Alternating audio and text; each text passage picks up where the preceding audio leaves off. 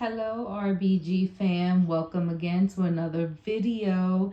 We're today talking about flowers. We love to plant something beautiful in our gardens along with productivity. Now, we love our vegetables and fruits once it comes to any blueberries, raspberries, strawberries, tomatoes, peppers, and the etc. But remember, we can't forget our flowers, not only for the beauty of them, but for our pollinators. Because remember, without pollinators, we don't have our crops. So we got to look for the aesthetics, but also for our pollinators. So today we are going to discuss our flowers. Now, I have our beautiful flowers, and I have some flowers that are beautiful and that are also considered edible. Now, I can't tell you how they taste because I unfortunately have not taken that plunge into actually tasting them. I'm not a risk taker. I have to tell you that. Now, I've heard from the internet that they can be eaten, and I've heard that some of them have this peppery taste, like the one that you see here in front of us, which will be probably the first one that we're speaking about, which is the Nasturtium.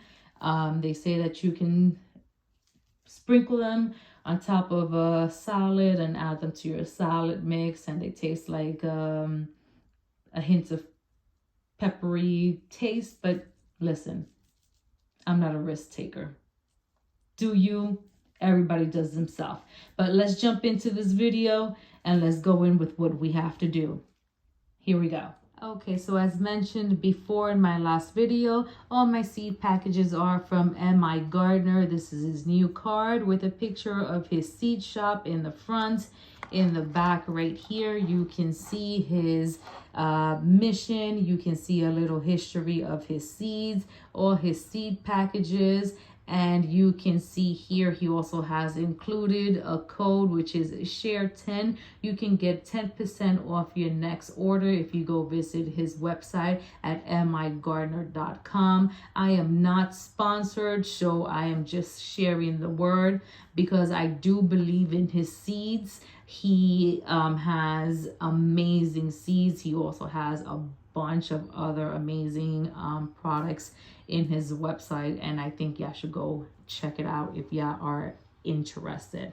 So let's go ahead and jump in. Okay, just like the other video, they are in their little canisters, so let's take them out. As you can see, I have quite of a collection. They're a little bulky here, gotta divide it.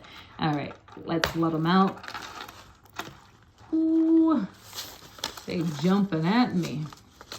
All right, put that to the side as we did last time. No longer need that. I think it's gonna fall on the floor. All right, look at that. Oh man, these packages have been loved through the years. Okay, I think I'm gonna have to divide it. My little hands can't hold all of them. All right, so here we go. All right, so I've been planting these. I've got to say maybe a year or two, not all of them. Most of these are new to me.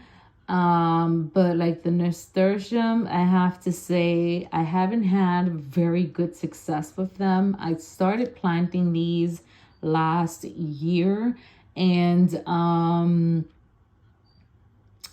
the actual plant grew, but I did not get an actual flower. I don't know what I did wrong, but it's not going to discourage me because gardening is about keeping on, keep going, keep trying. And the journey here is to show you guys the good and the bad. So just stick with me, and I hope you guys grow with me and just learn with me, learn from the good, the bad, the mistakes, and everything. So just stick along. We're here to learn from each other, so it's gonna be a wonderful journey, and I hope that I can get these I don't know if I'm doing something wrong. I usually try to start everything indoors. I've heard from other YouTubers, because I love the platform and I love to learn from other gardeners, that sometimes they do transplant well, sometimes they don't. So I've tried to do both ways, and I've been successful either way, but I haven't gotten a flower yet, so it's not going to stop me from trying again. So here we go, 2022. So we're going to try it again with the nasturtiums. Sunflowers. I've tried them a couple of times, and I think that they're beautiful in their own way, and they have grown for me. But they're really tall. Their stalks are really, really thick. And the bees, oh my God, they love these things. This one here, the Sun Gold Tall, is very pretty. The center here is literally like a teddy bear. It's so fuzzy and fluffy. It's very pretty. Definitely recommend this one. The Velvet Queen, oh my God, this one was a stunner. It's so deep and rich. The colors are beautiful. You know, people that do bouquets that I also watch, this year I've gotten into watching a lot of like flower forms, and the things that they do with like sunflowers and other flowers, oh my God, the envy is real. So I think I've gotten bitten by like a flower bug. And that's why this year I want to dabble more into planting more flowers and seeing if I can do like bouquets of my own. So definitely going to try to make sure that I can, you know, get onto these things and make sure I am more successful.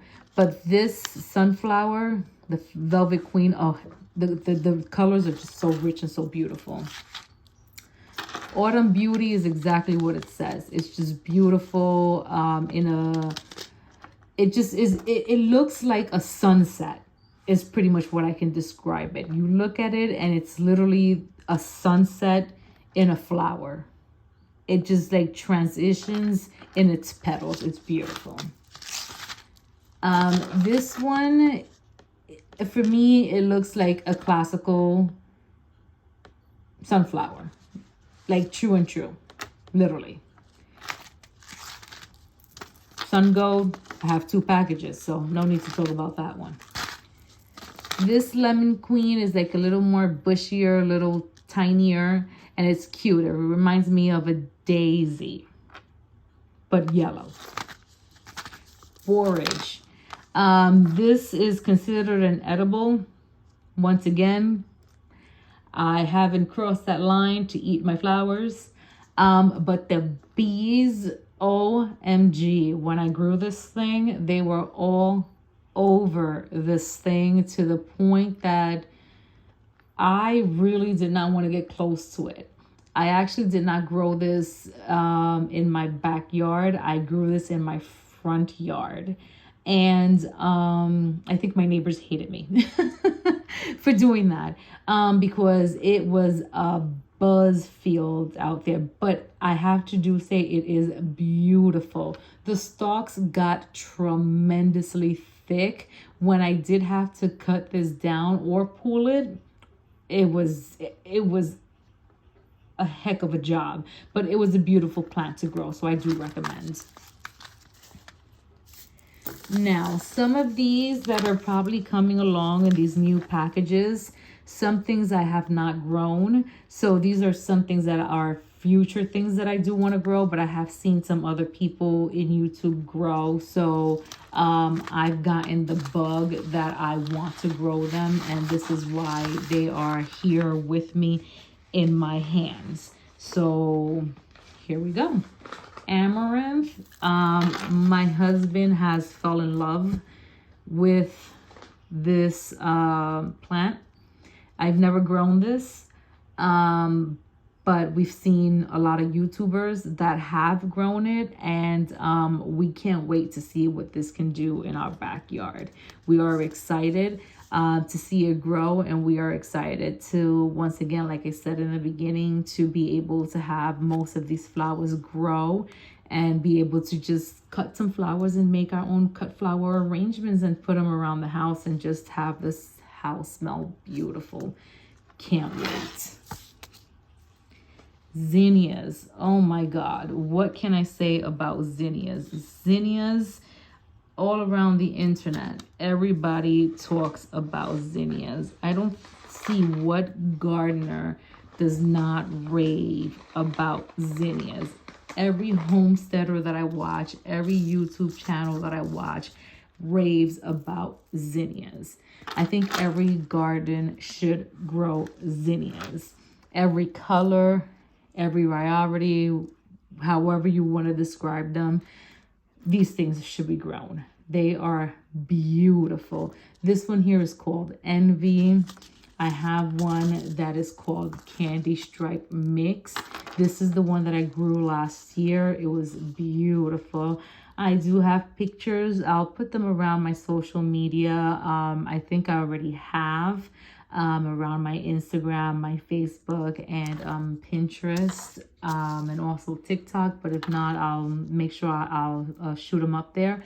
But very pretty. Gets pretty big, pretty long and bushy if you know how to, cut, trim, and all that good stuff. But very nice to grow. Isabellina will be new to me. Salmon will be new to me, but I can't wait to see these beautiful colors. Dahlias or Dahlias. Really don't know exactly how that should be pronounced, but it really does not matter to me. The whole point to this is I have fallen in love with this plant or these flowers. In any form of shape, any form of color, I have fallen in love with this. I grew this from seed last year, and that plant was beautiful. Now, I've learned a lot from this type of flower and or plant. Not only that you can grow it from seed, you can also buy tubers. Tubers are true to what they're supposed to be. So I have gone head over heels for this plant, to the fact that I have actually brought many tubers, and I plan to go really knee deep into this variety. But I also plan to grow from seed, which is why I have this here, because I like a surprise. The one that I grew from seed was very beautiful and ended up being pink. And it ended up growing tubers, which now I can save and grow again, which I have saved and I plan to grow again this coming year. It's very exciting to be able to grow something from seed that will give you tubers and you can grow again and again and again. The satisfaction is just amazing. Definitely recommend this. Pick it up if you can. Amaranth is something new to us. So exciting to grow. Can't wait to see how it turns out. And I just love this deep color. Calendula. I don't know if I'm saying it right. I hope I am. I've seen a lot of homesteaders that grow this. I've heard it's medicinal. The Stivers. I buy a lot of stuff from them. Mainly the salve. They make a salve from calendula, and it's amazing for the skin. It's amazing for healing purposes. I mean, I have psoriasis and it helps me for that, which is what I use it for. I probably won't be dabbing into anything like that with the calendula. I'm just pretty much growing it for the plant, and because it's beautiful. Maybe down the line, I would love to learn to do stuff like that. But it's just beautiful, and I would love to have this in my garden. Continuing. cone flower, new to us, have never grown it. Exciting, looks really nice. Purple, interesting shape, so we'll see what happens. Marigold, I think everybody should have this in their garden, especially if you're growing tomatoes. Very good companion plant to your tomatoes. And it's just a staple. You see this everywhere. I always put this in my garden. Cosmo, have never grown it. Very exciting to grow it this year. So we'll see how it goes. Stay tuned for the journey. I'm telling you, there's a lot of good things happening this year in RBG. And I hope it's all good. I hope it all goes well. And I hope we don't have mishaps. But if we do, you guys will know. Celosia, I hope I'm saying that right. Also a new one for us.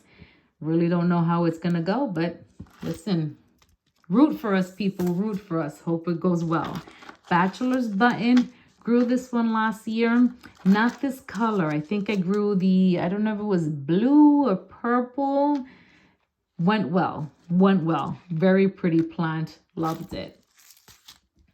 I think it's Aster.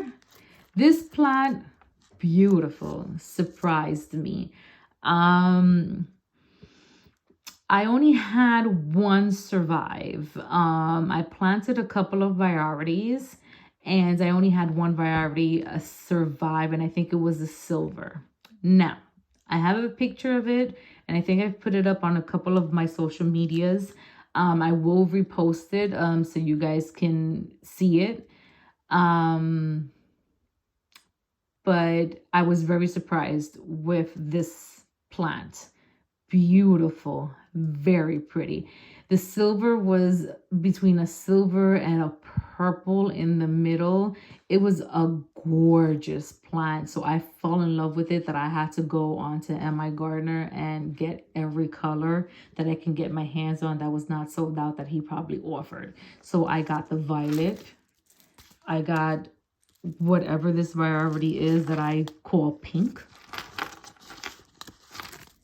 I got the rose. The apricot, and the silver, which is the one that I grew already, and Snapdragons. Let me tell you about Snapdragons. Now, Flower Farm, I think that's what she's called. I don't know, I would have to look her up again and reference her on the video or link her on the video. I know her name is Nicole. She made me fall in love with Snapdragons.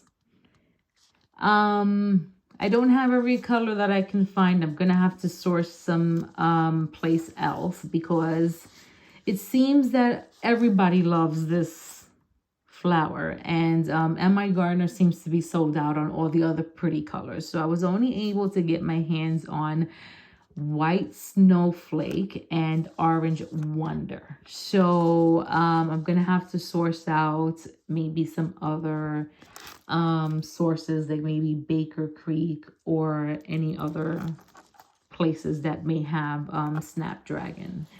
But very beautiful flower by what I've seen, because I've never grown. Very nice and tall.